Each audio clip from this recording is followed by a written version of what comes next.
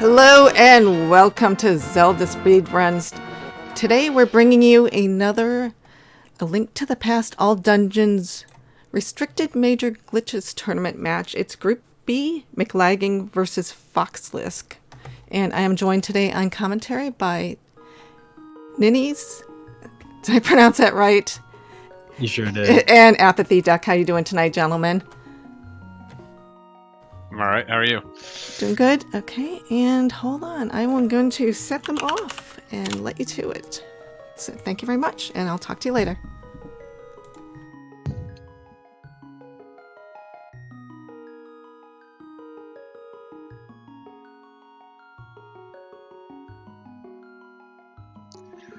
Alright, yeah, we'll be getting started here shortly. So if you haven't seen a all dungeons run yet, basically the long and short of it is this is a category where we allow more major glitches than you would see in like a no major glitches run. Specifically, you'll see stuff like teleporting and like clipping through walls and all that kind of stuff. We actually have Helpasaur in the chat now, so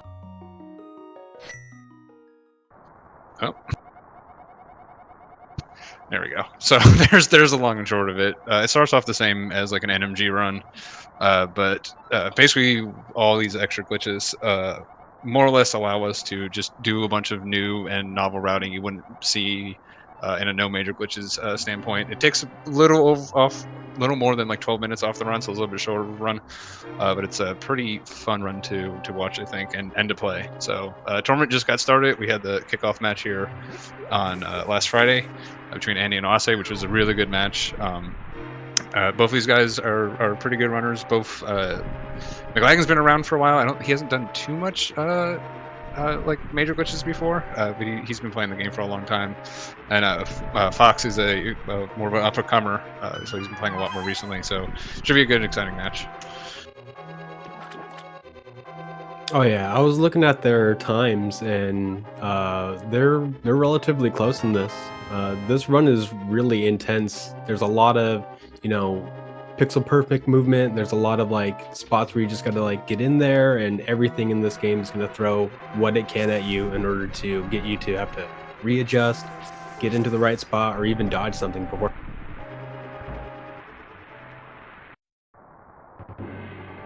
I think what I love so much about this run is just the level of execution that you can like increase on just the overworld glitches alone, and then just the execution that can be developed on further in the dungeons since you can shortcut.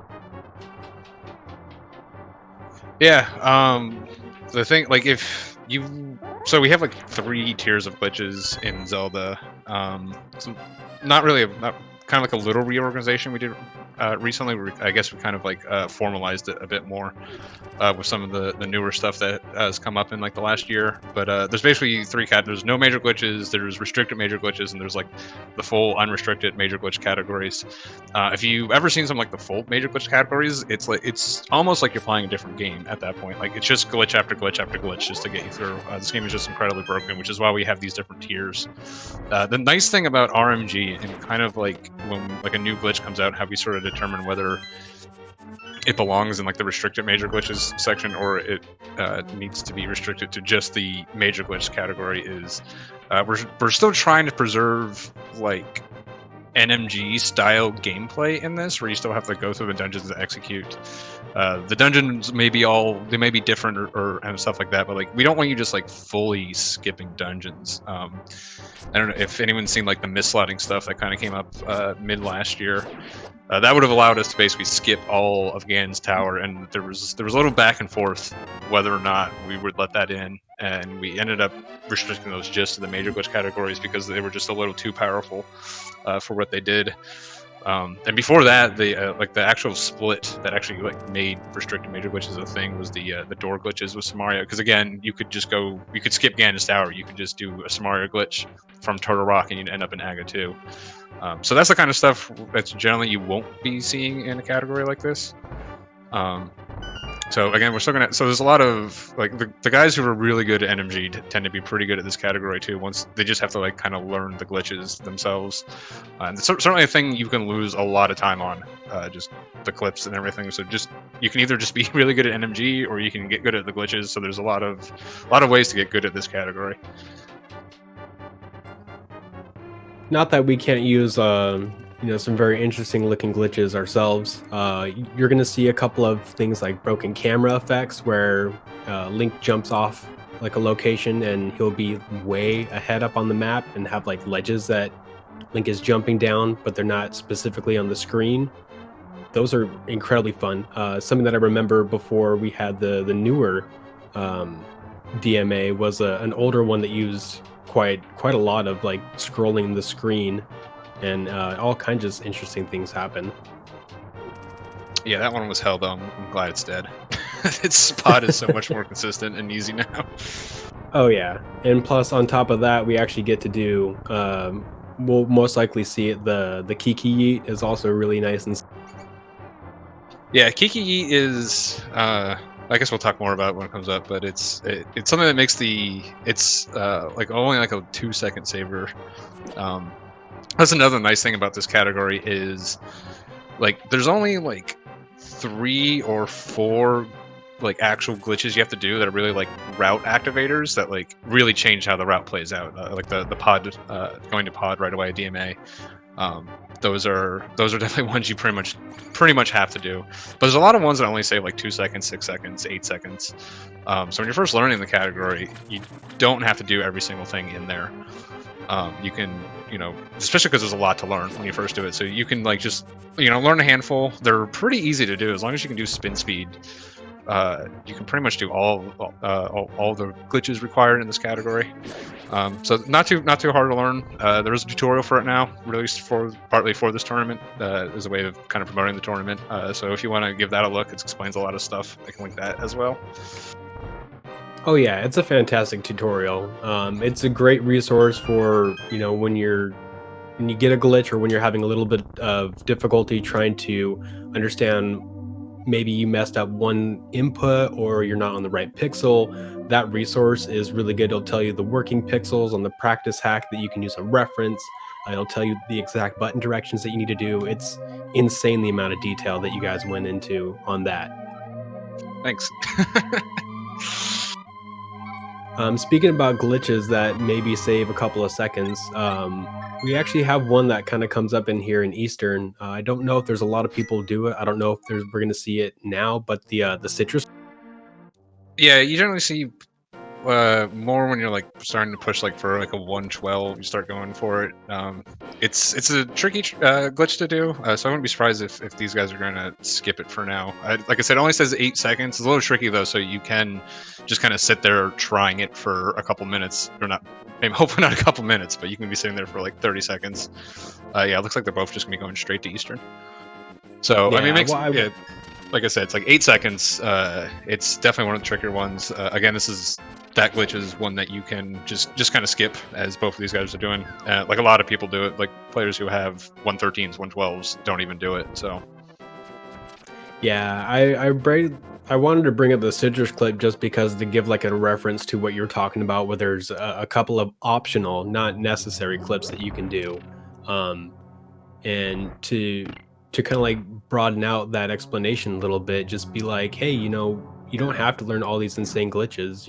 If mirror wraps and soft locks scare you a little bit, but you still want to try this run out, you can save and quit and then just start back at Link's house and run on down to Ice Pass that way. yeah. Speaking of which, we do allow save and quit in this. Pretty much any major glitch category is going to allow save and quit. Mostly that's just a nicety that we allow people, because if you didn't allow save and quit, like I said, a lot of these glitches can end up soft locking you, and it's your only way out. And if you didn't allow save and quit, it'd be dead run. So just because it would be really nightmarish, especially for new runners, save and quit is allowed, and because it is allowed, we then abuse it to just save time. So if you notice there, they saved and quit after escape. That's just a little bit faster. It's like 10 seconds faster to save and quit and start from Link's house to head over to Eastern instead of just walking from Sanctuary like you would normally see. That and isn't it necessary for some locations? Like when we finish Pod and when we finish Turtle Rock, we really can't do anything else but. Yeah, you wouldn't be able to do some of those things if you didn't allow save and quit. So, because we're kind of pushing the game a little bit in the major glitch category, so it becomes much more of a necessity. So. Oh, we absolutely are. You'll see there are some insane glitches, and then you'll see it come right back to normal, and you're like, how does this game handle this? And, well, this game does it. Yeah, this game, you can throw out this game and it keeps ticking. Incredibly resilient. Yeah, good old assembly code games. But the first two splits here, especially if you're not going to be doing citrus, pretty much exactly the same as you would normally see. Nothing a lot going on here. It's kind of the one one of the big downsides of this game is like you need to do Eastern to get the boots, and the boots allow you to do a lot of stuff. Plus, just they let you go fast. So pretty much every category until you start allowing like EG starts with these two splits, just like this. So pretty standard here. Not a lot going on at the moment. Just pretty basic. Just trying to execute well, going through doors cleanly. But right after this, stuff is going to start happening quick. Like, do you want to start explaining like DMA and stuff? Because all this stuff happens very quickly after the split. Absolutely, I'll do my best. So, right as soon as we're going to get done with Eastern, we're going to get the boots, and then we're going to bonk the door behind Sahasrara, and then we're going to get those bombs. Those bombs are going to be essential for a lot of different things, but most importantly is it's going to assist us in a glitch you're going to see a lot, which is using bombs to push link with the assistance of a dash into a specific spot so that way we can clip much faster. Before we used to have to do sword buffers, but now we just use bombs, and it's really quick, really easy, and really understandable once you get a little bit of muscle memory with it.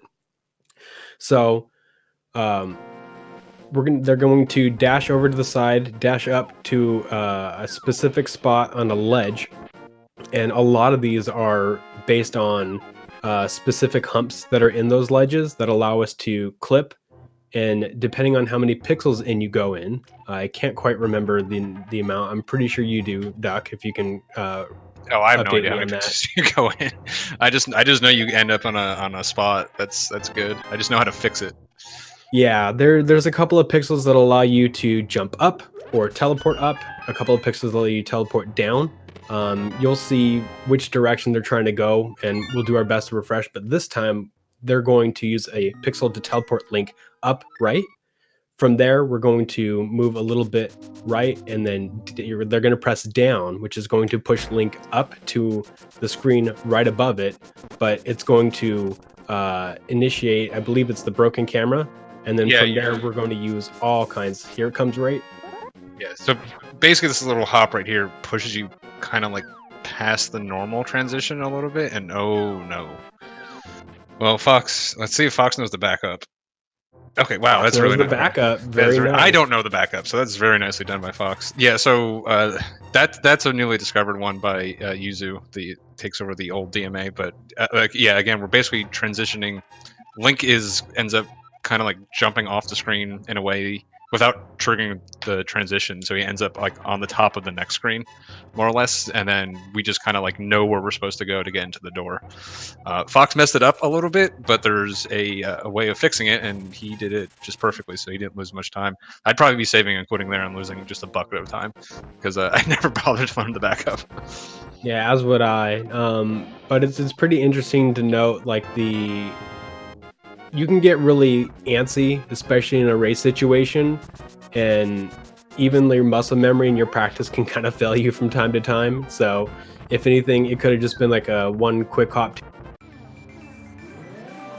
Yeah. Oh, okay. That's interesting. So, all right, kind of explain what's going on here. So, I'm pretty sure both these runners are going to be going to get early silver arrows. We'll talk a little bit more about why later.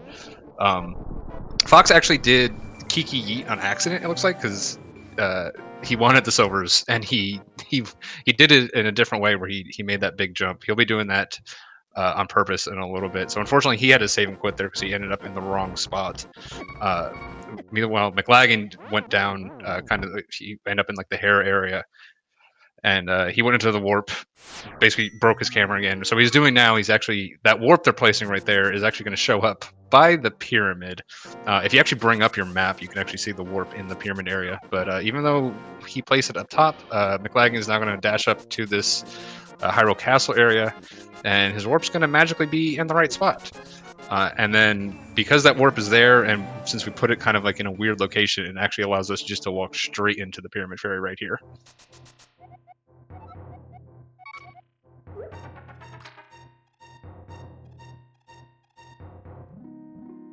Actually seeing two different ways of doing it. Fox is actually doing a slightly faster way that we call river clip.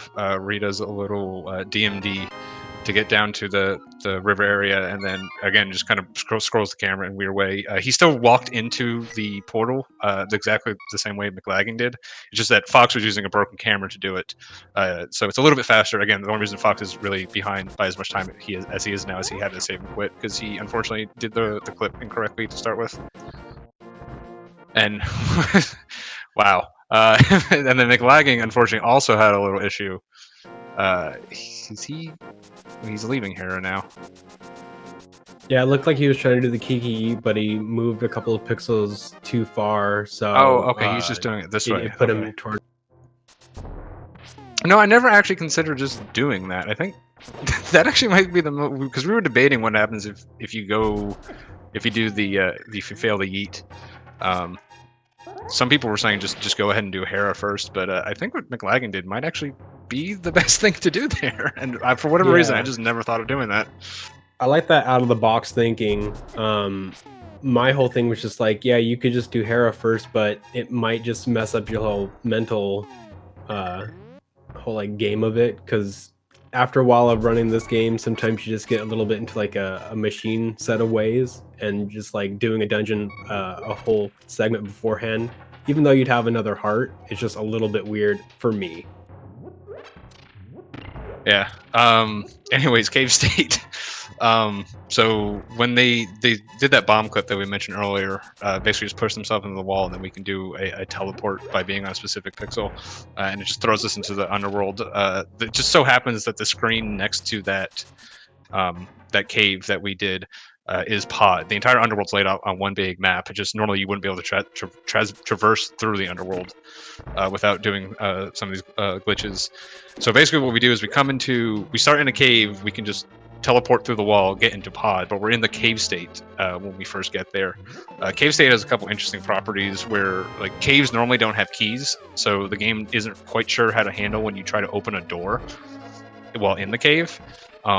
And basically it just starts uninitialized, and if you try to open a door, all the game is doing is checking for if you have 0 keys, and since you don't have 0, it says okay, you can open the door, and it subtracts 1, and that makes our key count roll over to 255. So we've used that a little bit just to open up this first door here. It makes the rest of the pod routing a little bit easier, a little bit faster for us. So that's basically all we're really doing with the cave state. We do need to leave the dungeon to reset the ID for pod, because we need to beat the dungeon, which is basically the rules of the category. So that's why we went out the front, and then we pretty much do the rest of the pod somewhat normally. There's no real other glitches in here, but the routing is just slightly different because we were abusing cave state. So it looks like we're at hammer jump for both of our runners. Yeah, so hammer jump is it's a very interesting technique here. It's a double pixel perfect trick. What they're doing with the pauses is they're looking for the first place of where they're going to put their bombs, and then the second menu is you're looking for the position of the bomb's shadow, so that way you know where Link needs to stand. Just because you get both of those doesn't mean you're going to automatically get into that big chest. What you need to do is you need to continue holding up, because if you don't, Link's on that ledge and he's just going to fall right off.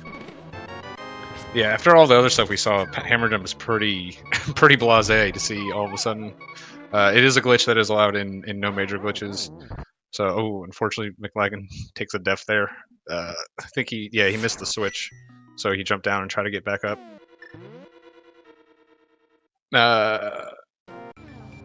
Okay, so what Mclagging is doing here is he is fixing fake Dark World. The problem is he doesn't actually need to.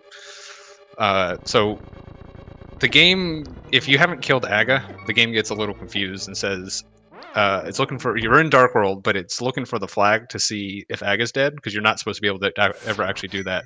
And it goes, oh, well, Aga's not dead, so you should be in Light World, but you're still physically in the Dark World. And that can have some pretty bad effects, depending on the dungeons that you're doing. Sometimes it causes the the prizes not to drop, and that's effectively a hard lock. Pod, you actually don't need to fix it. Pod does have a conflict. I believe it's with Desert Palace, that if you did beat Desert first, you wouldn't be able to pick up the prize here. But we haven't beat Desert yet, so Mclagging didn't actually need to fix fake Dark World there. And the way you fix it is you just mirror on the outside. So, and of course, the other problem is you don't have the Moon Pearl yet, so he fixed fake Dark World and then died again. So he's still in fake Dark World. You can see you see the Light World pots in here. So a lot of this category is just having the game knowledge of exactly how all this stuff is supposed to work. So, like especially like knowing back, like you saw Fox had that really good backup earlier. He messed up one of the glitches slightly, but he was able to recover. So knowing all the things that can go wrong and knowing exactly how to fix them quickly is really important for a tournament like this. Yeah, there's only a couple of dungeons, I believe, that you even need to do that. I believe Thieves Town and Mire are the two that I know of that you have to. Yeah, basically Thieves Town, it's a bunch. It's Thieves Town, Mire, Swamp Palace, Ice Palace are the ones LNGT are the ones that you need to, and they all have varying degrees of some horrible thing happen to you. Mire and Ice Palace are hard locks. The other ones are just time losses that if you don't do it for various reasons. Yeah, but luckily by those we already have the Moon Pearl. You just need to leave the dungeon, use the mirror, and then re-enter the dungeon. So you want to talk about Silver Helma then? Oh yeah, so Helmasaur, if you have ever seen Helmasaur, is he can be pretty dangerous. He does about 2 hearts of damage, but what's really worrisome is that we only have 5 hearts here. Normally by the time we'd be coming here, we'd have a lot more. Roughly, I believe 8 is where we'd be. So it's not so bad. But here it's a little bit tough, but thankfully, getting silvers, all you need to do is just hit the helmet 17 times and then shoot 1 silver arrow, and that's a boss fight. Yeah, it's Helmasaur is the big reason to pick up silvers for this category. Overall, silvers cost about 20 seconds if you get them pretty quickly. You gain a little bit of time on Helmasaur just because silvers not only is a lot safer, it's just 1 shot. So Helma and Ganon are the 2 big time saves. So even though it takes a good minute to get them, you claw a lot of that time back over the run. And like the Helmasaur fight is a really big reset point in this category for some of the top players who were choosing not to get them.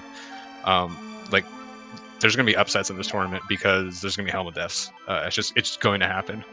I think we already had at least 1 so far of this tournament. So it's a really good safety to get. It makes Helma a lot easier, a lot safer. It's a good backup for Vidi. You can also just do the first save just with silvers. So if you're scared of that fight, it's a great safety there. It's a lot harder to get powder in this category, just because it's really far out of the way. We never really get all that close to it. But silvers kind of take care of a lot of the scary things that you're going to see in this category. So if you're just learning this category, it's a great safety to pick up. So the way the players got into Hera is very similar to how we were doing the setups for the silvers and for the Kiki, as you saw, but this time they're actually going into the dungeon. Hera in this category is pretty nice. Being able to come here with the fighter sword and fight Moldorm is pretty mean, but we also have the hammer, which does equal damage to the tempered sword. So 3 hammers, and that takes care of Moldorm. Yeah, the big reason, well, hammer is one of the reasons we do pod first instead of Hera first. Hera first wouldn't even make pod safer because Helma does 2 hearts of damage, so you need to like get to an odd number of hearts to be able to tank another hit. So you can't even do Hera first for safety reasons. Moldarm gets faster because of the hammer, and then just the routing afterwards, we're going to be able to go straight to the use town after Hera, whereas opposed to pod where you have to do that save and quit because you kind of just get stuck in the front of the dungeon like that.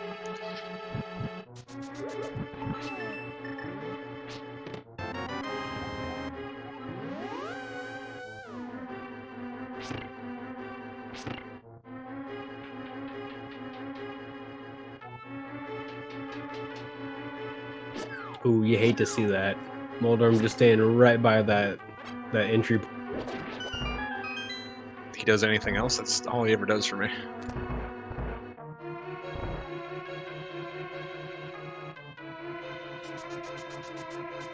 Nice recovery on that fight from Fox. So Mclagging's coming into the petting zoo. It's a nickname that we have for this room. We actually have a lot of nicknames for these rooms, but what we're seeing right now is a bomb jump, similar to the one that we saw for to get the hammer in Palace of Darkness. But what's interesting about this is there's quite a lot of different setups. We saw FoxLisk set one up with sword buffers, and we saw Mclagging do the fastest version of that, I believe, is to grab the bomb, get up to the edge, throw it, and then you can get yourself, save everything, what, 2 to 3 seconds on that one?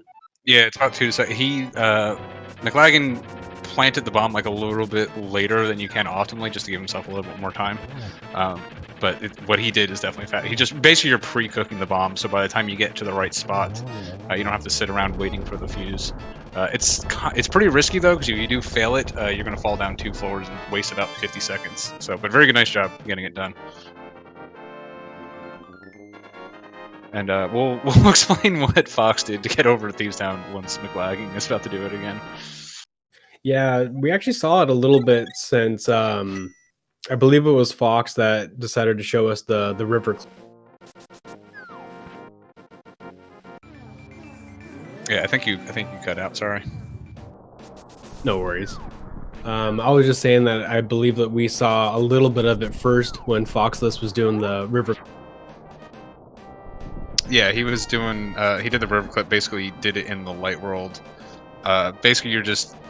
If you have spin speed, you can pretty much just walk through corners. We're abusing the hit detection on this game, where it only checks for collision like every 4 frames. So if we're moving at a fast enough speed, we can just kind of go right through these corners. Basically, what you do is you end up below the transition. If you actually move there, the game's not going to know what to do, and just cause the game to hard lock. So what we can do is we can actually bonk, and that puts us right on a seam. And if you transition when you're in a seam, we get what we affectionately call the funny auto walk thing. That's the official name for it. What we actually call it. One of the people who discovered it, Super Scudge, just said it once in the tutorial. We just thought it was a funny name, so we stuck with it. But basically, like Death Mountain is just on the next screen up on the overworld. There's no natural way to get through that transition, but that's not really going to stop us. The really cool thing about that transition is that it still retains the music and a little bit of the palette from Death Mountain. So the entire time that we're navigating that overworld, you just get to hear that sweet music and see the nice little broken little. Yeah, the game only changes palettes and like tile sets like when it's like programmed to. So if we're going through a transition, it doesn't expect us to. It doesn't bother trying to change any of the memory. So we're keeping all the memory values from Death Mountain while we're kind of exploring the Village of Outcast area. And Mclagging is showing off what we call this room the Hellway, because it's bad. Yeah, that was really unfortunate to see. There was all kinds of jellies there. Meanwhile, Fox killed all those enemies in the room. We can't actually pick up that block hit because we don't have any gloves. He's gonna be getting his first set of gloves here in a second. But for some reason, the developers gave us a second path through. this dungeon, which was really nice of them because it allows us to completely break the first gloves. It's almost like they expected us to do this at some point. So shout outs to them for just giving us 2 passes through this dungeon. It's a little bit slower, obviously, otherwise we'd just been doing it all the time, but it's definitely faster if you don't have gloves to get through it. This place is oddly dangerous.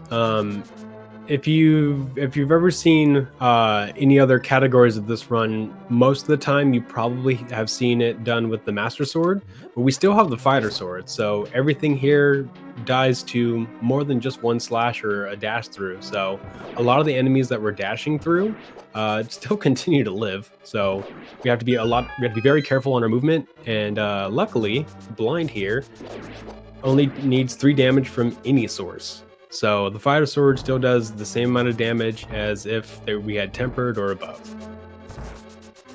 Yeah, it's definitely convenient that the Blind doesn't actually have damage values because we can just come in, kill Blind like we would normally. The sword's a little bit shorter. If you're fighting Blind like this for the first time, you have to. There's a little bit of adjustment you have to do. But it's not too big of a deal. It's pretty much the same exact movement. Yeah, Blind's pretty nice. With practice, Blind is exactly on the script. So once you get like the fight kind of down, if you can get safely past the first 2 phases reliably, the 3rd phase is nothing. Yeah, the thing about the script is like you can learn it in phases. Like the first phase is just completely if you just stand above Blind and hold your sword out. It's pretty easy to learn. And then like every hit that you can kind of add on to the script makes the fight progressively safer for you. So if you're just learning, just get this first phase, like pretty much these first 4 hits. You can get those 3, and then just you learn how to dodge these fireballs to get the 4th. And then like the 5th one is tricky. That's the one that you're gonna actually have to start practicing. But just as you get more and more hits in on the script, the fight becomes progressively safer and safer for you. So you don't have to learn like all at once. From Mclagging. Yeah, they both had really really good fights.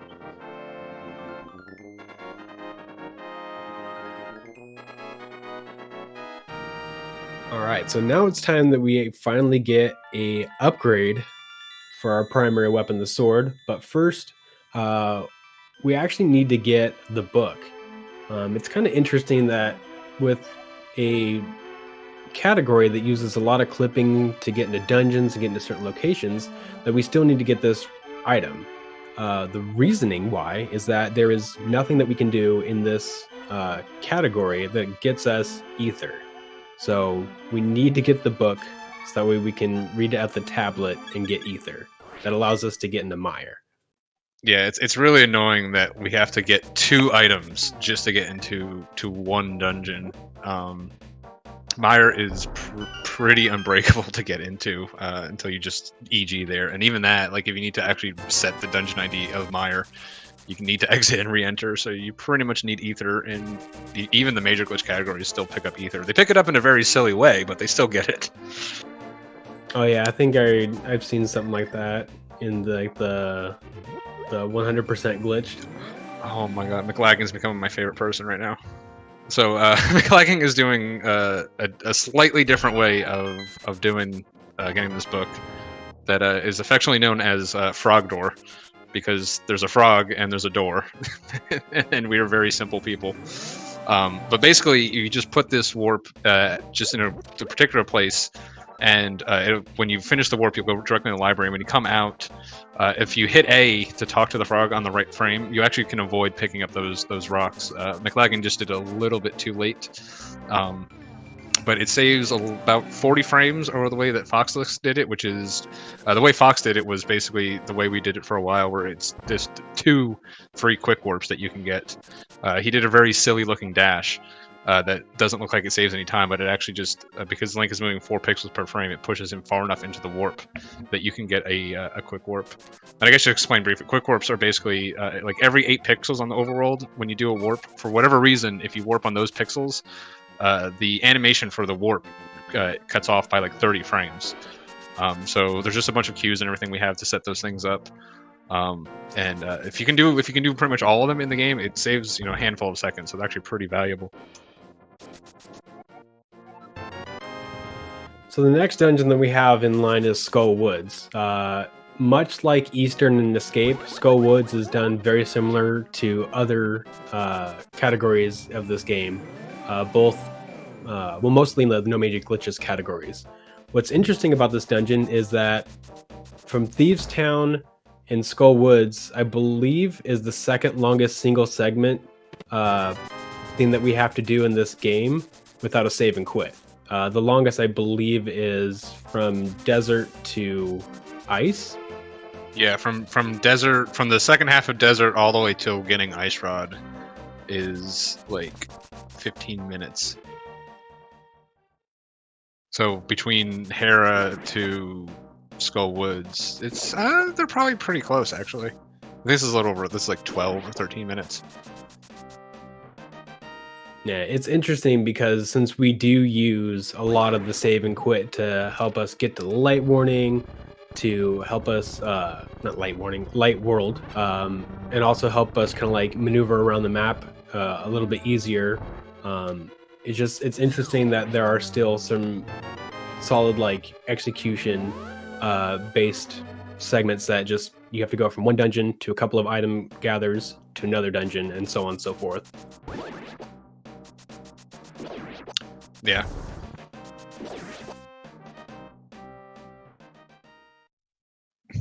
FoxLisk having a little trouble with the Mummy Hellway. It's a very difficult room. There's a couple pretty difficult rooms in this segment. That one and the Mummy Statue room are notorious to just ruin your day. The other thing to note about this little like Thieves Town Skull Woods section is effectively we're doing this on less hearts than we would normally in NMG. It actually turns out to be pretty much the same as if you were skipping Sankart. So if you're a newer player, these are some of the harder segments in the game to learn because there's not really a lot of good like safeties you can really take. Silver Arrows doesn't help you on Moth. You can pick up the mushroom, but you don't have the cane yet to do fake powder, so there's no real like powder you can do to get a fairy or anything. So Moth can be really difficult. It can be a stumbling block for newer runners to this category because it's a really tough fight. You don't have a lot of hearts in this entire segment.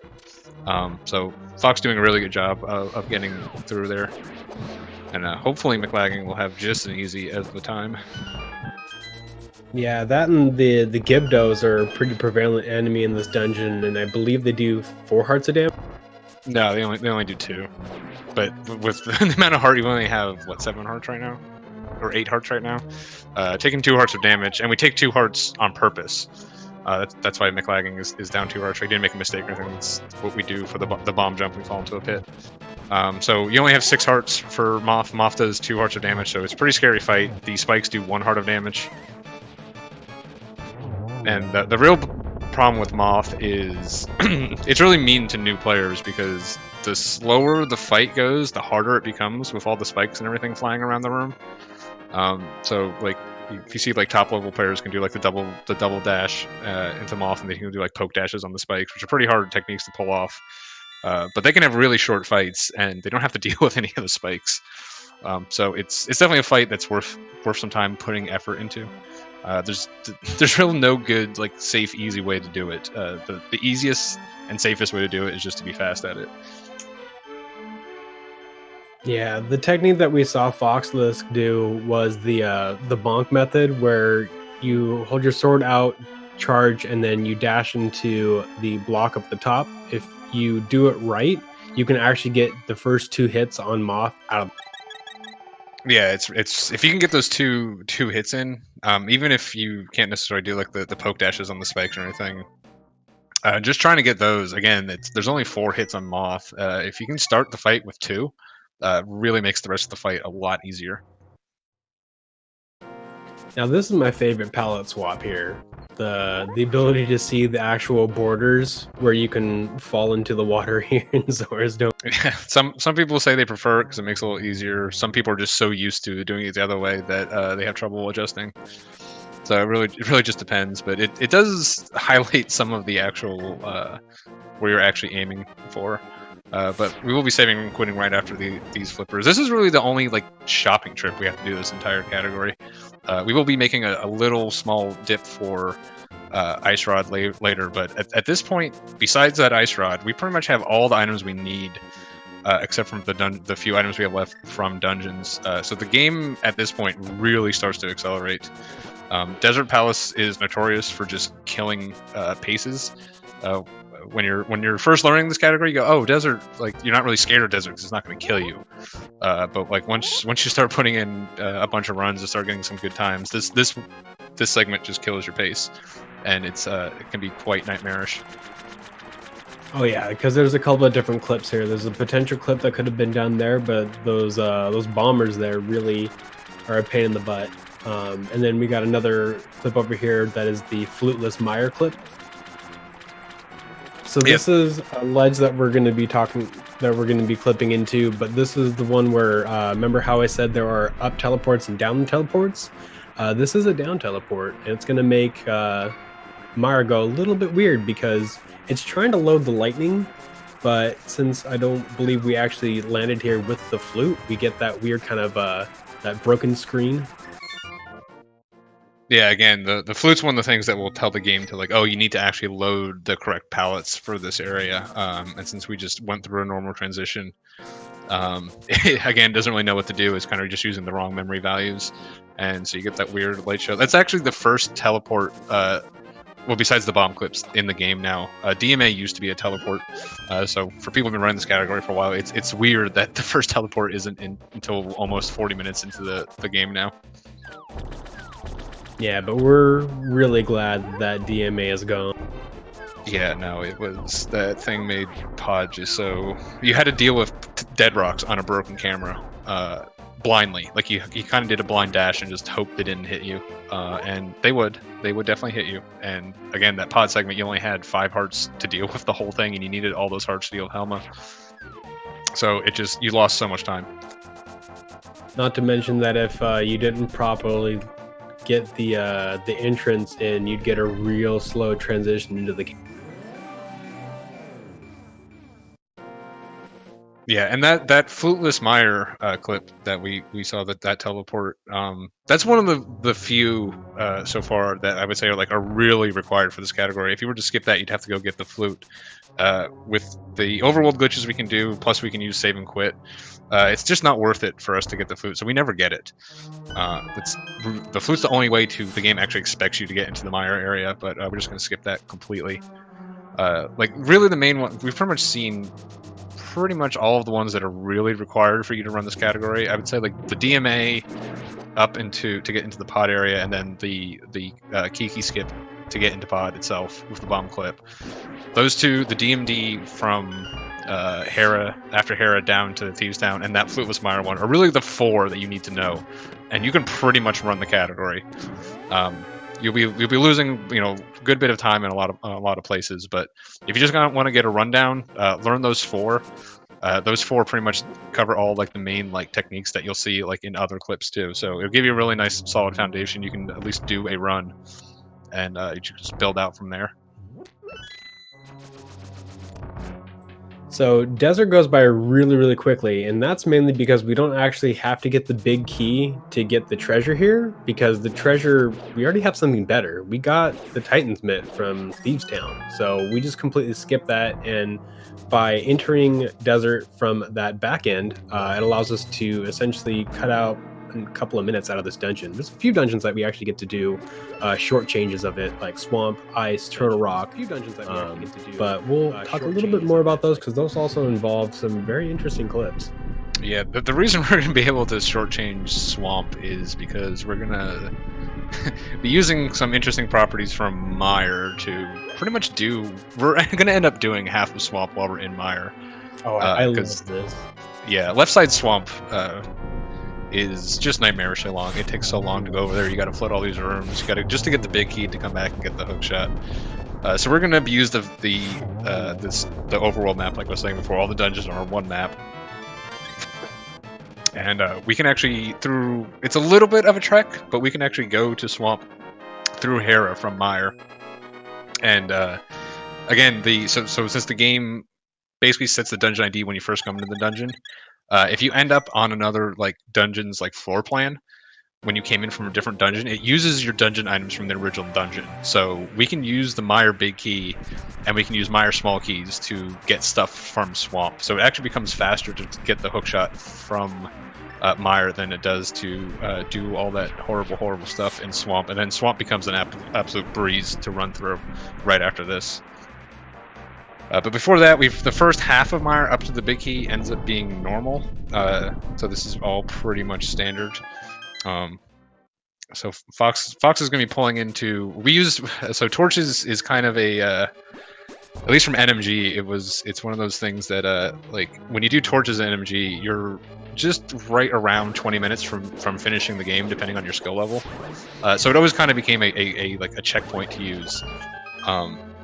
It's a little bit closer. It's a little bit just over the midway point in this, but just because so many players are used to it from NMG, we still kind of use it as a checkpoint.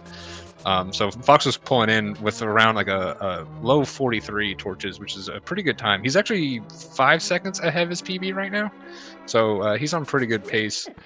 This dungeon can also be a killer with some of the tricks that are coming up.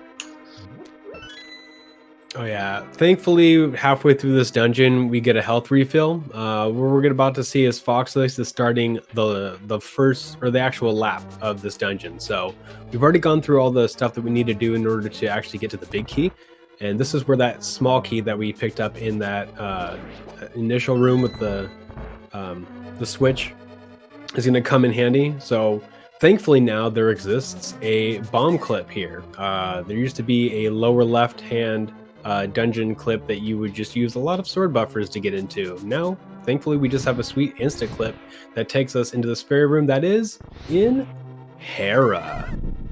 So, yeah, the nice thing is there's a couple dungeons in this game. Like, you know, the Zelda series always knows to kind of be like a puzzler. So there's a couple dungeons where they kind of intended you to get lost, and they had a bunch of like extra rooms that just weren't necessary. So they gave you a bunch of extra keys for those rooms. Well, if you know the rooms you have to go to, you can just take those extra keys and use them for something else. In this situation, we're going to use them for a completely different dungeon. So what Fox is doing here is he's getting from Hera into Swamp now. While bomb clips into a right-hand wall are really easy to do, bomb clips into a left-hand wall, they put you on a pixel that's further away from the teleport. So you actually have to do like 2 1-frame buffers to get there. And that one can also put you like on the wrong pixel when you first get on the wall. So there's a bunch of like fixes you have to do. It's really a really tricky trick or tricky glitch to get. So Fox had a little trouble with it, but he had a really nice recovery. But like I said before, we basically use that. We get the hook shot and just mirror. We're back in the beginning of Misery Mire here. So we have to go through Mire 2 again. And basically he'll just be picking up doing kind of the rest of the dungeon somewhat normally.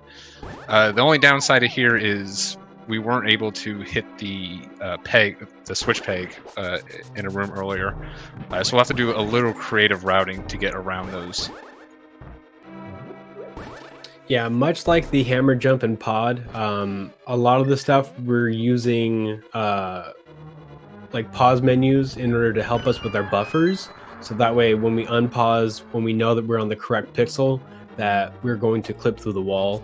It's also useful for being able to check your positioning. We actually haven't seen any select buffers because a lot of these can actually just be recorrected with sword buffers. In sword buffering, literally what it is moving and slashing your sword really quickly, so that way you're only moving 1 pixel at a time to help you maintain Link in those clip states, so that way we don't pop out and have to basically readjust. Yeah, it turns out it's really difficult to push the D-pad for 1 frame.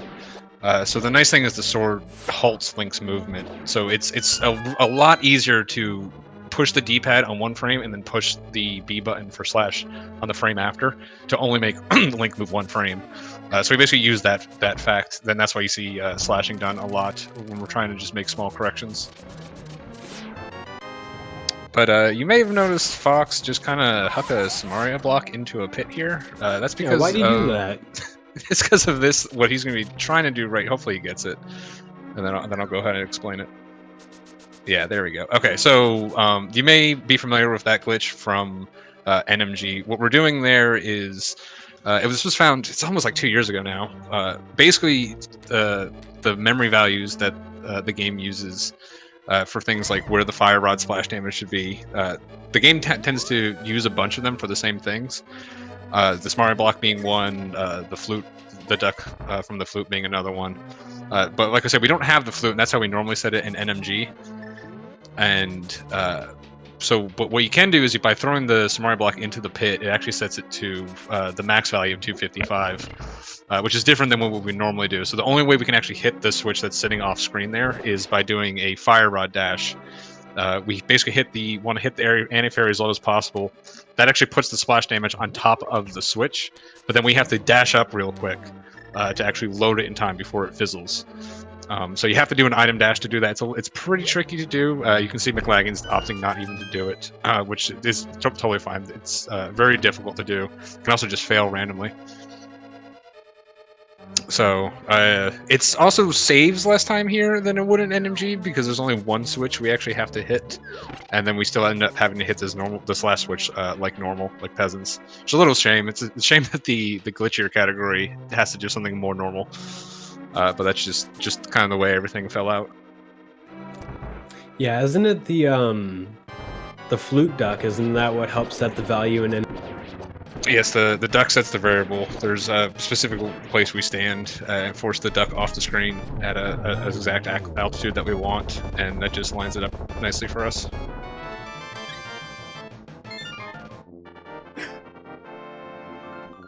Alright, so you might have just noticed that FoxLisk just clipped right out of Mire. That upper area is a much safer place to go. You're not bothered by the... it's not quite a Zora, but it's very similar to it, but it's the dark world version of it. It's going to keep shooting little fireballs at you. There's a quicker place that we can clip at, but if you want to make sure that you can have time to do it and not have to readjust or get hit, that is a very safe place and pretty easy to get clip.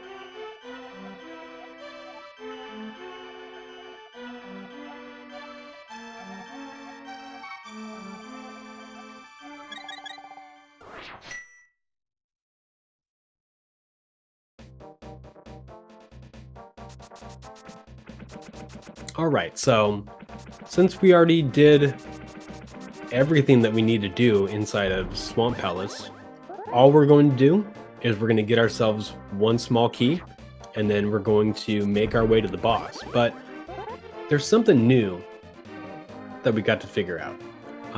We gave it the nickname Diver Down. I believe we're going to see both of our runners do it, but it's a pretty interesting glitch. It's going to utilize movement to get into a specific spot utilizing the Samaria block, and then it's going to allow us to essentially wedge ourselves in between a wall or a rail and the Samaria block and allow us to kind of hop over on water. Yeah, it's pretty convenient. Basically, it skips this. Normally, we'd have to drag a statue onto a switch, and then we'd have to come down into Swamp, push a lever, watch a cutscene. So it just skips all of that. And Fox doing a really good job of it. It's a little tricky. Again, it's one frame movements, so one frame movements aren't necessarily like difficult to pull off once you get used to them, but they're also not the hardest thing to fail either. So sometimes you just don't do them properly. So Fox doing a very nice job, very clean job through there. Saves like 6-ish seconds like that. It's a good chunk of time save. Oh yeah, plus it looks super sweet. Yeah, it definitely basically like Swamp has become fairly straightforward now at this point. Like all Swamp is that exit, teleport, diver down, and Argus, and that's the entire segment. Like it can be completed under 4 minutes now.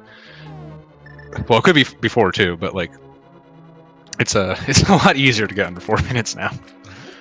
I needed diver down to get under 4. Yeah, I like the addition of Diver Down. It gives Swamp really its own kind of a thing, because before, when we were just clipping through Misery Mire to get the hook shot, Swamp was almost like a break, but you still had to pay attention just because, you don't actually want to keep running into things and losing time. But this is a pretty safe dungeon, unless you're just batting Argus with your face, you should be able to get to this dungeon without dying. It's just, it makes it more interesting. It gives it another thing to make it kind of stand out. Yeah, it's not. There's kind of like a push and pull.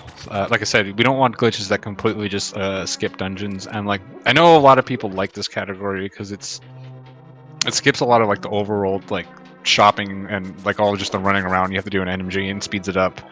But like some players do like this category because a lot of the dungeons end up being very similar, if not the same, as NMG. But it's nice that they have at least a little bit something to make them a little more interesting, while still maintaining like most of the rooms having to go through. All right, so we are about to see our first mirror wrap here from Fox. Ooh, I was getting scared there for a second. Yeah, he was on a good pixel for a while, and he kept going, and I was like, yeah, basically again, I'm not even entirely, basically mirroring the same frame you do a transition makes the game not happy. If you walk too high on that screen, that would have been a hard lock, but instead, if you walk to the right, it pretty much just causes you to walk far enough that you actually are right where you can walk into Ice Palace. So it saves us from having to go through two different mirror transitions, and we can get straight in. If you do hard lock there, it's about 15-minute of a time loss to do. So that was very nicely done by Fox, and then Fox had just a really good icebreaker. I'm jealous of that icebreaker. As am I. Yeah, that mirror wrap really quick, just to bring it back to that, is the reason why I was getting nervous is that the transition for the screen right above is actually makes up about like 20% of the screen that Link ends up on. So it's a little worrisome. If I think Fox would have moved a couple more pixels up, it would have been an infinite screen wrap. Yeah, it's pretty tight. But anyways, icebreaker, another kind of found nearly simultaneously with Diver Down. It was actually found first. Basically, what we're doing is we're using the Samari block. I'm not exactly sure what the Samari block is doing on a technical level, but what we're actually doing is we're tricking the game to thinking we're still in the door. And since we can walk through doors, the game is like, okay, you can walk through all of these objects. It's just, again, more one-frame buffers, so again, nothing like really like difficult to do on an execution level. It's just that like that one in particular has like 2 one-frame buffers in a row, so it's pretty easy to mess up and lose a couple seconds there. Like I said, Fox had a really good one. And following it up with just an excellent cold stare. If he just beat my gold, I'm going to be a little upset. I don't know. That was a really clean segment. That was smooth. All right, so Mclagging's coming up on the icebreaker, using those sword buffers. Very quick. I think he might have. I'm gonna get mad on stream.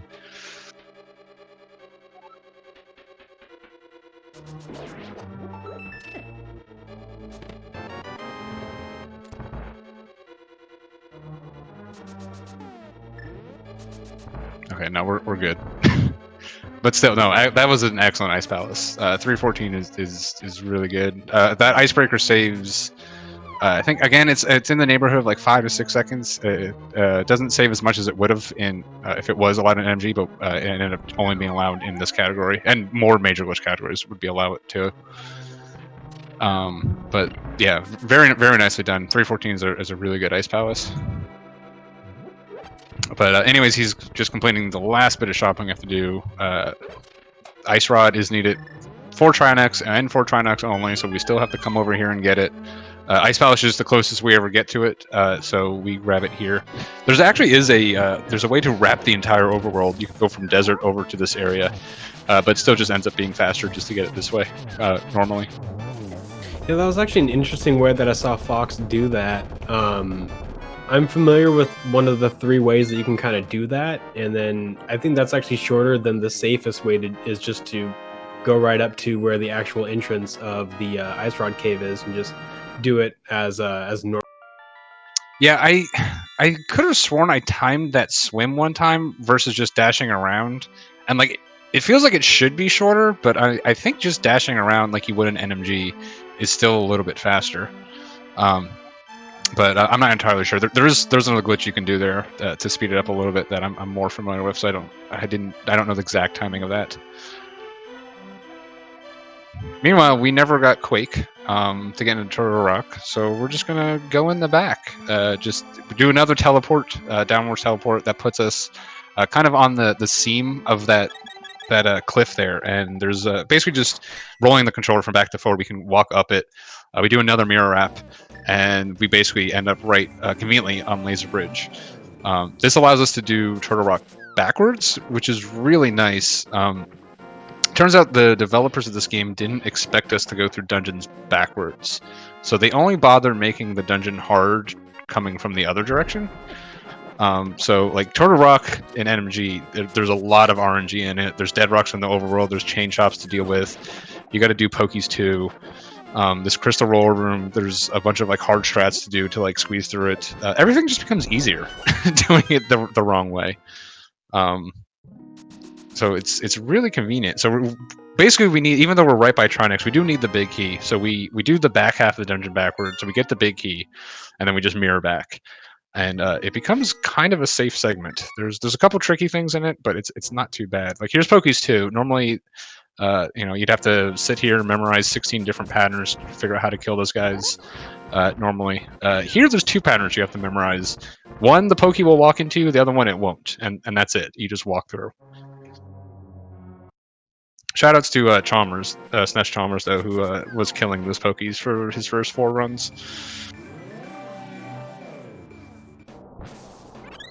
Now that fairy drop, I believe that's part of something that is actually normally kind of set up in runs. It's the prize drops. I believe that just kind of happens most of the time based on the enemies that we're. Yeah, so in NMG, there's a couple enemies earlier on in the run that you have to avoid killing to make, because that fairy's the second thing in the prize pack. So you can only kill at most one thing in that prize pack to make sure you get it here. Save and quits reset the prize pack though, and since we just saved and quit, the fairy's always going to be first.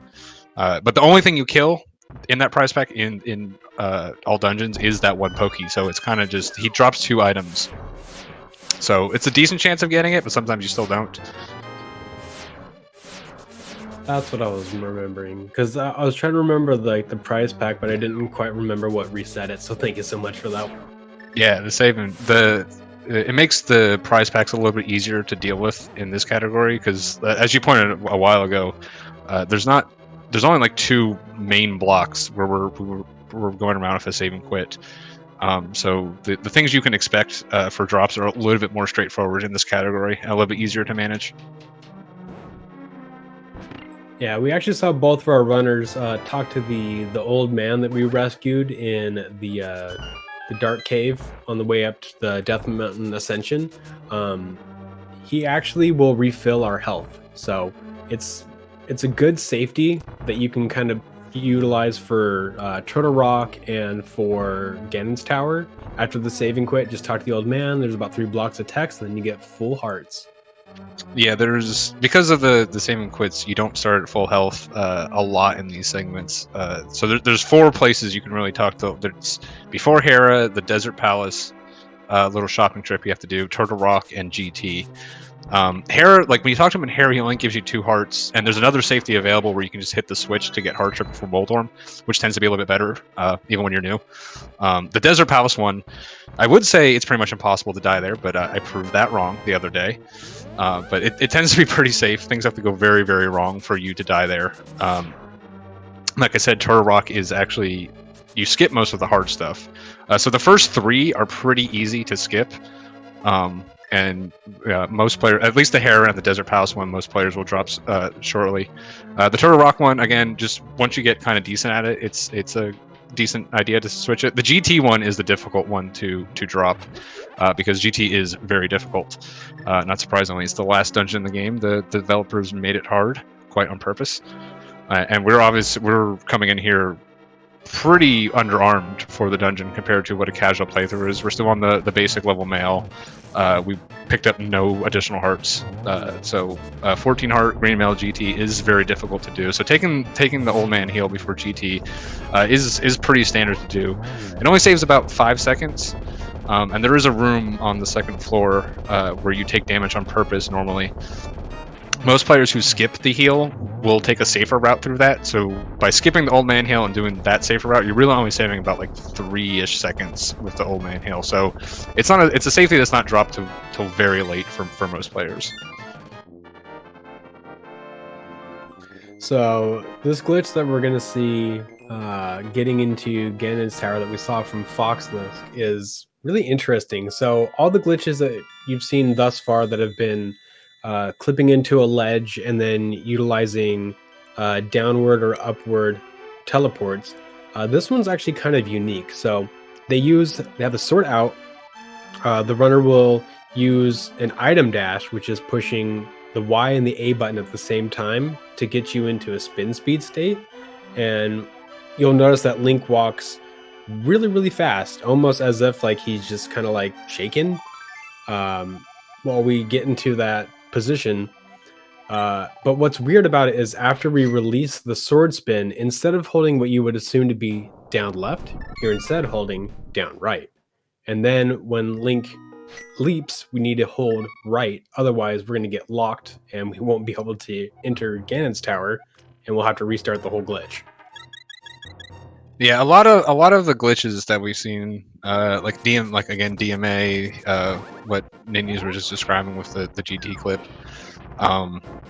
because we're on like this broken camera or we're like pieces of geometry we wouldn't expect to be, the like inputs that you're supposed to do these glitches aren't intuitive.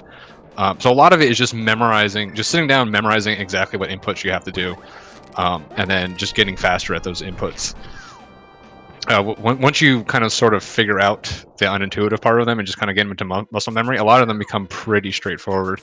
They're difficult to do, like if you're not 100% sure on them or you're sitting there trying to like figure them out, because a lot of times one wrong input will cause a soft lock or something. So it just takes a little practice, a little memorization, but after doing them a handful of times and practicing, most of these become fairly straightforward.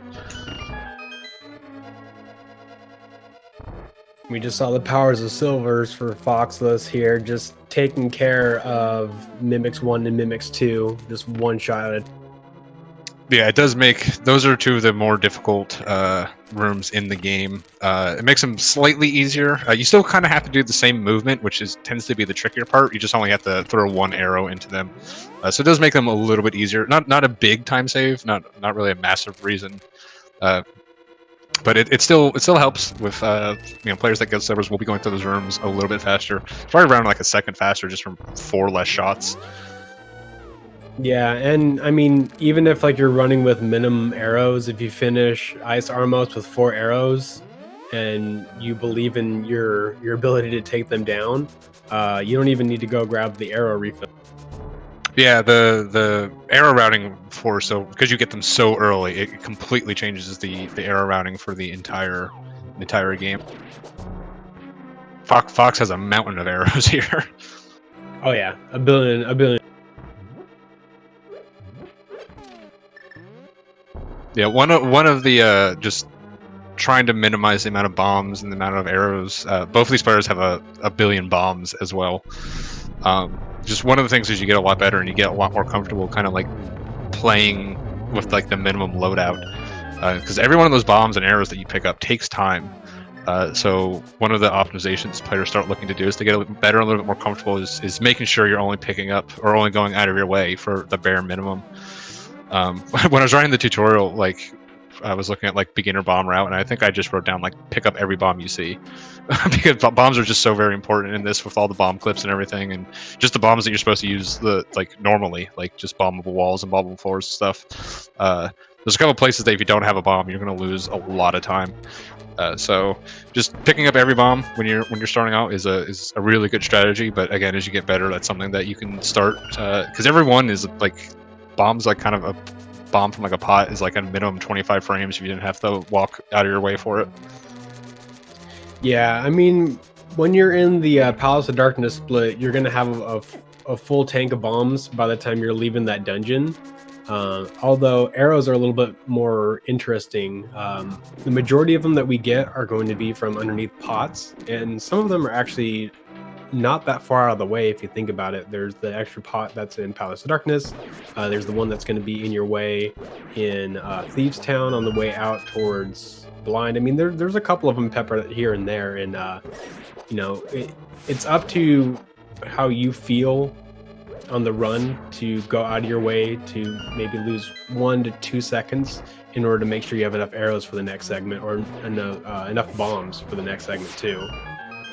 Yeah, like really trying to optimize that route's really something you start looking at, like at the high levels. Once you start pushing like 111s, 110s, is you're really going to start be looking to really minimize those sorts of time losses and efficiencies. The bomb route in this category is actually kind of interesting.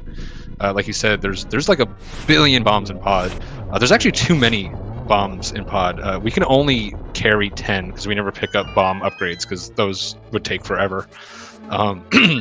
But 10 bombs coming out of pod is actually not enough for the rest of the game. So you can always get 10 in pod, and it's actually pretty easy to get there. But you can't like pick up more in pod for later. So like the bomb routing is almost, there's like a bomb routing for pod where you try to basically leave with 10. And then there's the routing after pod where you have to pick up a couple extra bombs you need for the rest of the run. So it's actually kind of interesting to route and try to figure out. Yeah, Sorry. Go ahead. I was just saying, I suppose like NMG where like you come into pod, it's still kind of like the first place you start picking up bombs, but you don't pick up nearly as much. So it's like NMG, I don't like, normally you never even hit 10 bombs. So you never really have to worry about your carrying capacity. But we do here, and I think it makes it a little extra interesting to figure it out. So speaking of NMG, one of the segments that is probably the most hated is Aghanim's Tower, mainly because it's in the middle of the run, and the variants of blue balls that Aghanim can give you can basically just take all of your time saves in Light World and just stick them right there. And then you're always hoping for, you know, a good Light World and then less blue balls than you had before. Thankfully, the good thing about all dungeons is you can put all that time at the second to last split in the game. Yeah, the good thing. There's definitely a split in the community whether people prefer having the blue balls earlier in the run or at the very end here. So like as you do note, we did kill Ganon's. We did finish Ganon's Tower. The hole to Ganon opened up. But the goal of this category is to do all dungeons, and someone who I guess is a lot wiser than me decided Aga Tower is considered a dungeon, even though there's no prize. So we still have to deal with blue balls. So you know, some players prefer blue balls to being at the end because like if you get 0 blue balls in an NMG run, you kind of have the pressure of you know, oh, I have 0 blue balls, I don't want to throw away the run, as opposed to this. Where they're at the very end. There's no pressure at the very end. The downside to it is a lot of this category feels like you just played this game for, you know, an hour and 10 minutes, an hour and 12 minutes, and you get to Aga, and then you get to Ganon, who also has RMG with his warps. It feels like you just did all of that just to buy a lottery ticket to see if you're going to PB or not. So it can be pretty frustrating. So right now, I'll say Fox is 18 seconds ahead. I'm not sure how many blue balls he has. I think he has 2 in his PB, it looks like, based on his time. So if he gets like 7 here, you know, he'll still win the race, it looks like, but you know, he won't PB just because of luck at the end. Fox has on his PB listed 6 blue balls. Oh, well, no, I'm not going to say he's golden, but he's looking pretty good. It looks so like we may get a PB better. Yeah, he's ahead going. It looks like his time is better since the last time. Oh, I think I was reading his golds, but that's why I was confused, not his current split. Okay. Yeah, so it's just a matter of preference whether you like him at the end or not. It can be pretty frustrating. Also, I noticed chat that someone said that it's a dungeon because of it's in the code. Does it look like we're respecting what the code wants us to do? Because I don't think so. I don't think any of this was intended. So we can make our own rules. We didn't have to make this a dungeon. I mean, to be fair, I didn't say anything, or I didn't see anything specifically in the instruction manual or in the opening movie that said we couldn't do the dungeons in this order. Yeah, exactly. Anyways, Fox is going to be dropping into Ganon right here. It's going to be a pretty straightforward Ganon fight for him. This is...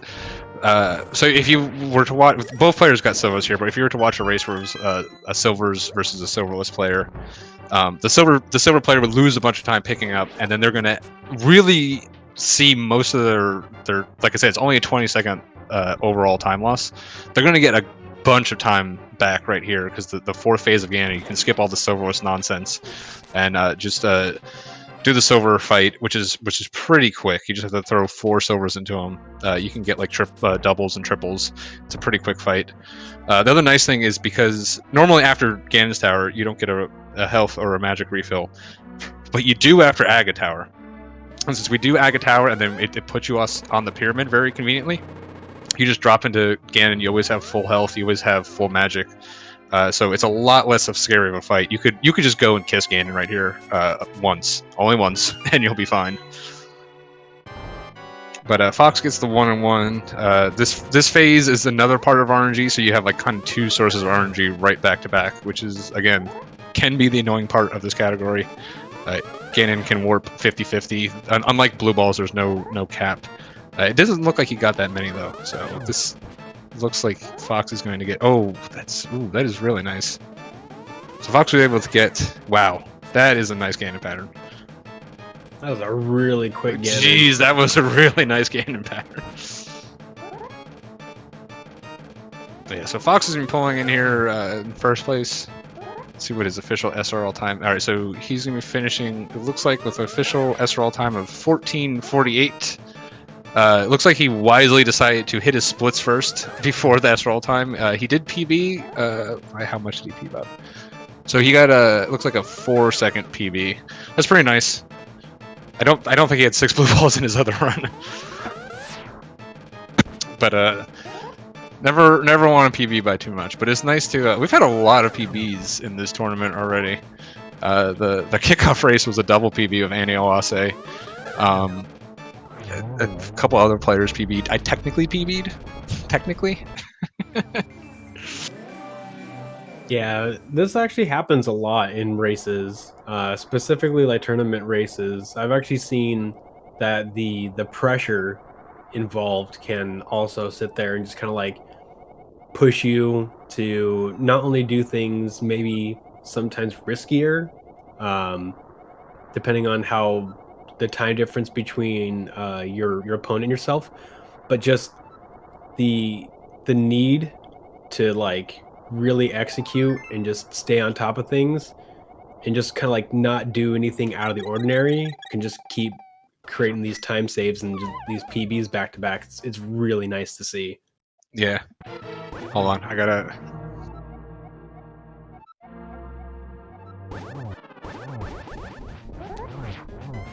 I have to.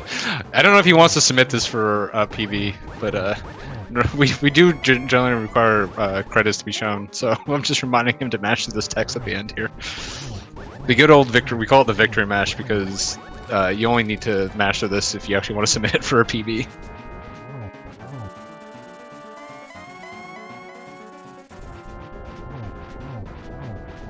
Okay, he should be here in a minute. Meanwhile, Mclagging also coming into his Ganon fight.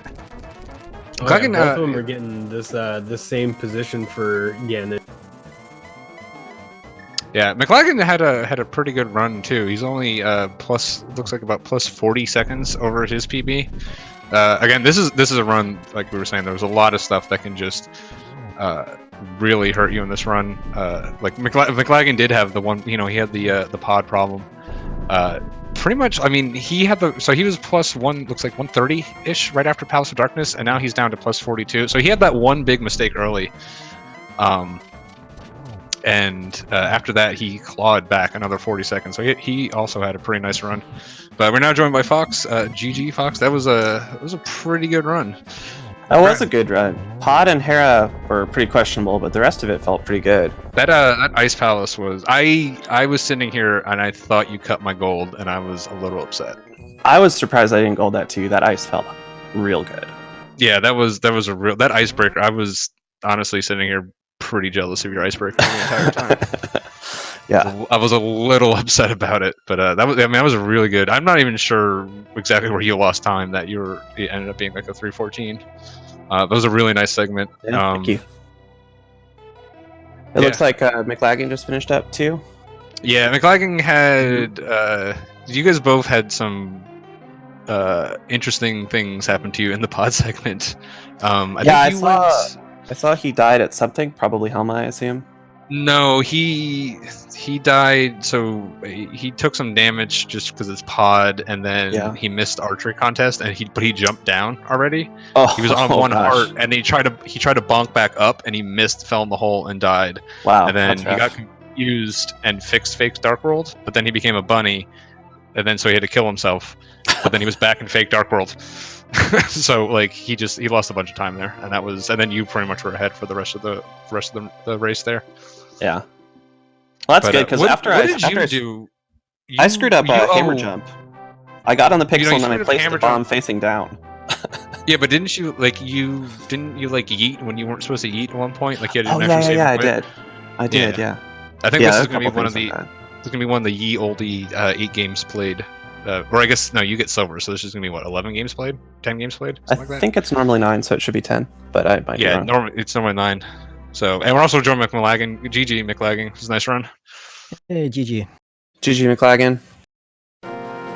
So, thoughts on the run? We were saying that, I mean, pretty much it was like you guys both had pod adventures. Yours was slightly more adventure-y than Fox's was.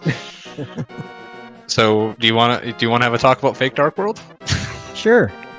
Yeah, you don't have to fix it in a pod. Okay. Yeah. So sure. you fixed it, became the bunny, had a bunny death revive, which put you back in fake Dark World. And I'm sitting here like, yeah. So you took. There was a lot of time lost that you, unfortunately, did not need to have. But I mean, the death was unfortunate too. I didn't see how you got down that low, but I guess you missed archery contest, and then you had to bonk back up, and then missed the bonk. Yes, because I hit the wall and I landed down, and I was like, crap. It's like I could fall, but then I only have one heart. So like, I can bonk back, but then I wasn't far enough to the right when I bonked, so I just fell right in the pit.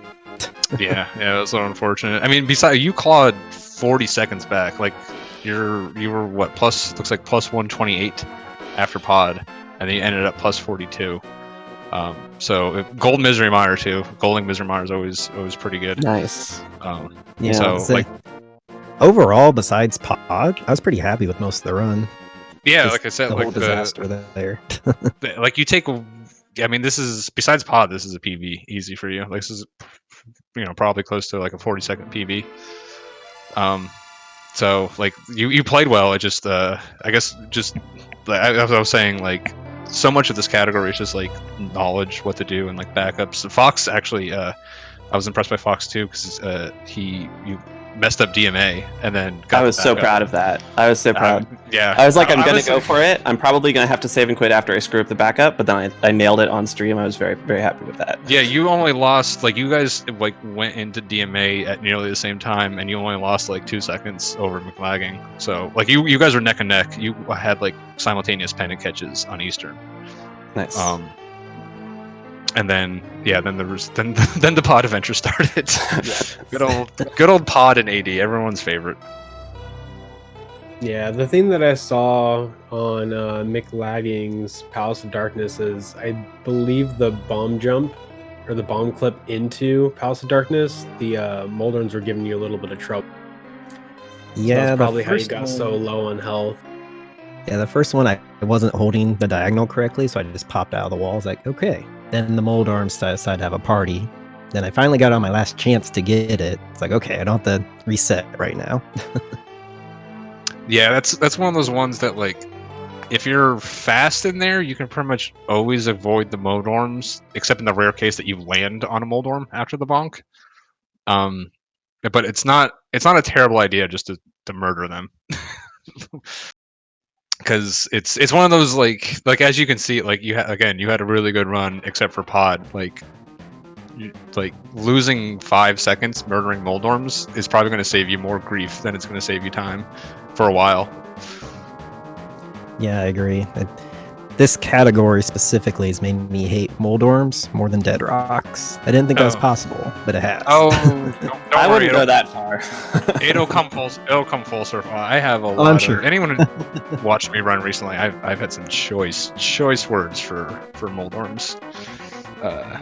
For lately, or not for Dead Rocks. I think I lost 5 seconds to a Dead Rock when I did spin speed on my way to Ether, and then it was just standing there. And I kept expecting it to get out of my way and I could run, but then it kept still being there. Yeah, that was fun. Dead Rocks are no good. I have a deep-seated hatred for Dead Rocks only because getting back into this category for this tournament, they stopped all of my my Death Mountain shenanigans for a good week. They were always in my way as I was trying to deliver the old man. I was mentioning, because we were talking about like old man heals as like a safety, and I was like, well, you never have to get in for Desert Palace because it's like impossible to die, and I died yesterday on Death Mountain during that segment from Dead Rocks. So but yeah, it was a good race overall. You both had really good runs. Again, like Mclagging, like you didn't PB because of 1 second. And this, especially with like the time you have right now, like so much of your PBs are going to come from just like not having complete disasters in 1 segment. And I promise I mean that in the best way possible. Just like a lot of this category is just like, just don't have the run completely die in 1 segment and then you'll PB. I've been having a few runs like this where I've been on a 115, low 116 pace, and then something disastrous happens. Yeah. It was one cool thing about when you're learning this category is like you tend to get really big PBs because like you'll be playing and you'll have a disaster and it'll kill the PB, and then you have a disaster and you'll kill the PB, but you're still getting better during all that, and then you'll just have a run that doesn't have any disasters. It's like, oh, I had a 3-minute PB. So yeah, you're definitely on track for that. 115 is definitely within your reach easily. So, but anything else? Like I said, it was pretty straightforward overall. I think Pod was the most exciting part, as it normally is. The most exciting part for me was the 713 GT. I gotta say. Okay, well, you did cut one of my goals then. Man, and that's with Old Man Hearts. Yeah. All right, I need to improve that thing. No, I got nothing else. GG's again, man. Good luck in the rest of your races. Yeah, you too. GG. Great race. Yeah. All right. GG's to both runners. It was a great race. I love watching these. It's so much fun to see all the glitches, which you normally don't see, because I cough kind of watch randomizer more often. But it's all right. Okay. Also, we all make mistakes. Okay. Thank you very much, Ninnies and Apathy Duck, for doing commentary tonight. It was a pleasure to listen, and always a new learning experience. And looks like the next match that is up for restream is going to be on Thursday, 4 p.m. Eastern, I believe 8 p.m. UTC. Emo Sorrow versus, I believe it's Verts 505. And yeah, I think it might be at 3 Eastern. Is it 3? I thought it was 4 Eastern. It might be 4. I think I don't know how to add or subtract 12 from numbers. You might be right. Oh, yeah, UTC is a 4-hour difference right now. Okay, no, ignore me. I'm a dummy. Yeah, it's time change for Europe isn't until like the end of the month. Okay. Right, that's right. Okay. Well, any last comments? Anything you want to plug about the tournament? No, I think that's it. I guess the only thing I'll say overall about the tournament is we're starting to spin up here. This is the first week. We had the kickoff match last Friday. I kind of expected a few more people trying to get through the door early, but I think people have been trying to practice a little bit more. Over the next, there's still like a little over 2 weeks of groups left.